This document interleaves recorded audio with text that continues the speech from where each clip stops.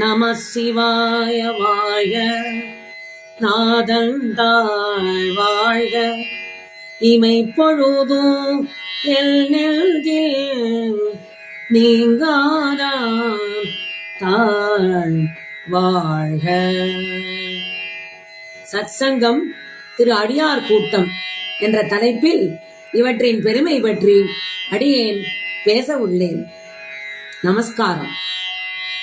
சத்சங்கத்வே நிச்சங்கத்வம் நிச்சங்கத்வே நிர்மோகஸ்வம் நிர்மோகஸ்வே நிச்சலதத்வம் நிச்சலதத்வே ஜீவன்முக்தி என்று பஜகோவிந்தத்தில் ஆதிசங்கரர் சத்சங்கத்தின் பெருமையை கூறுகிறார். சத்சங்கம் என்றால் என்ன? சத்சங்கம் என்றால் நல்ல திரு அடியார் கூட்டம். சத்சங்கத்வே நிச்சங்கத்வம், நல்ல அடியார் கூட்டமே நித்தியமான பக்தர் கூட்டம். நிச்சங்கத்வே நிர்மோகஸ்வம், இப்படிப்பட்ட அடியார் கூட்டம் மோகத்தை அழிக்கும். நிர்மோகஸ்வே நிச்சலதத்வம், மோகம் அழிந்த மனநிலைதான் சலனமற்ற மனநிலை தரும். நிச்சலதத்வே ஜீவன்முக்தி, சலனமில்லாத மனநிலைதான் உயிர்களுக்கு முக்தியை தரும். ஆகவே நாம் எல்லோரும் சென்று சத்சங்கத்தில் அடியார் திருக்கூட்டத்தில் சேர வேண்டும். திருவாசகத்தில் மாணிக்க வாசகர் பாடுகிறார். வீடினார் உலகினில் விழுமிய தொண்டர்கள் கூடினார் அந்நெறி. தொண்டர்கள் அடியார் திருக்கூட்டம் அமைத்து அங்கே கூடினர்.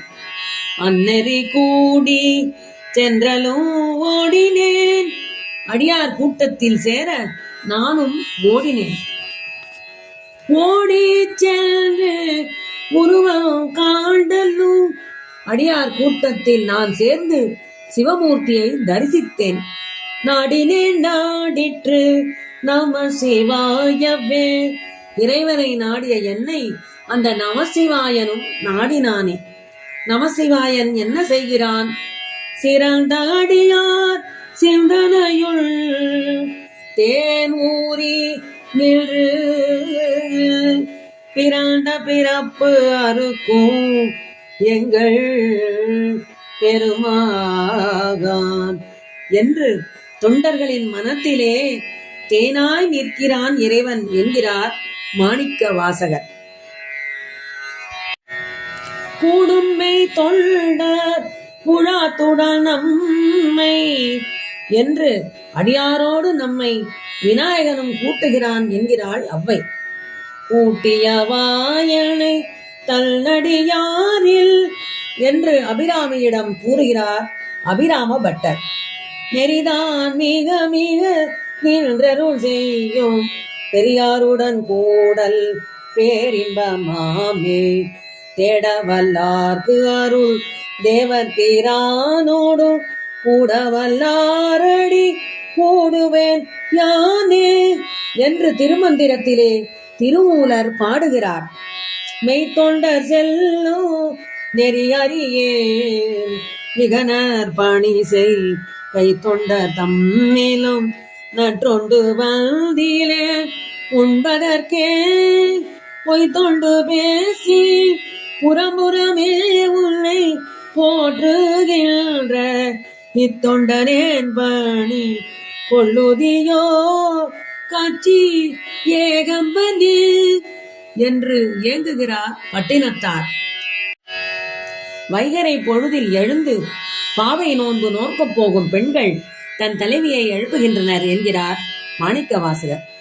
பாசம் பரஞ்சோதிக்கு என்பாய் இப்போதாரமணிக்கே நேசமும் வைத்தனையோ, சிவனே சிவனே என்று ஓலவிடினோ உணராய் உணராய் காய் வெவ்வேறாயினும் துயிலுதியோ என்னே துயிலின் பரிசு. காலை தூக்கத்தை தியாகம் செய்வது மிகவும் கஷ்டமான காரியம்தான். ஓத உலவா ஒரு தோழன் தொண்டர் உள்ளான். அவனை நினைந்து நெஞ்சமே நீ ஆடுகின்றிலை, கூத்துடையான் கழற்கு அன்பு இல்லை என்பு உருகி பாடுகின்றிலை, பதைப்பதும் செய்கிலை பணியிலை, பாதமலர் சூடுகின்றிலை சூட்டுகின்றதும் இல்லை, தேடுகின்றிலை தெருவுதோறும் அலரிலை என்றெல்லாம் நம்மை கண்டித்து அடியார் கூட்டத்துடன் சேர்ந்து நகர்வலம் செய்து நாதனை பாண்டிட தூண்டுகிறார் மாணிக்க வாசகர். இவ்வாறு இறைவனை பாடினால் ஓர் இன்ப வெள்ளத்து உருக்கொண்டு தொண்டரை உள்ளத்தில் கொள்வான் அவன்.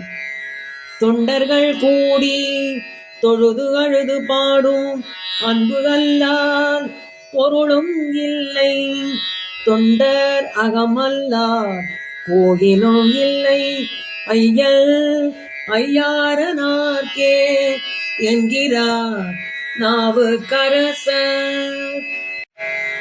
அடியார் அடியார் அடியார்க்கு அடிமைக்கு அடியனாய் நல்கிட்டு, அடிமையும் பூண்டே அடியார் அருளால் சிவனடி கூட நம் அடியான் இவன் என்று அடிமை கொண்டானே என்று திருமந்திரத்தில் பாடுகிறார் திருமூலர். பக்தராய் பணிவார்கள் எல்லாருக்கும் அடியே, பரமனையே பாடுவார் அடியார்க்கும் அடியே. ஆரூரன் சுந்தரனில் அடிமை கேட்டு உவப்பார், ஆரூரில் அம்மானுக்கு அன்பர் ஆவாரே என்று பாடுகிறார் சுந்தரர். இறைவனுக்கு அபச்சாரம் செய்தால் இறைவன் அதை மன்னிக்கலாம். ஆனால் தொண்டருக்கு அபச்சாரம் செய்தால் அவனால் அதை மன்னிக்கவே முடியாது. ஏனென்றால் அவன் பக்த ஜன வத்சலன், அதாவது தொண்டர்களை என்றும் பிரியாது எப்பொழுதும் விரும்பும் இறைவன். இப்பொழுது உங்களுக்கு புரிந்திருக்குமே அடியார்கள் திருக்கூட்டத்தின் பெருமை. மக்கள் தொண்டே மகேசன் தொண்டு. சிவாய நமக.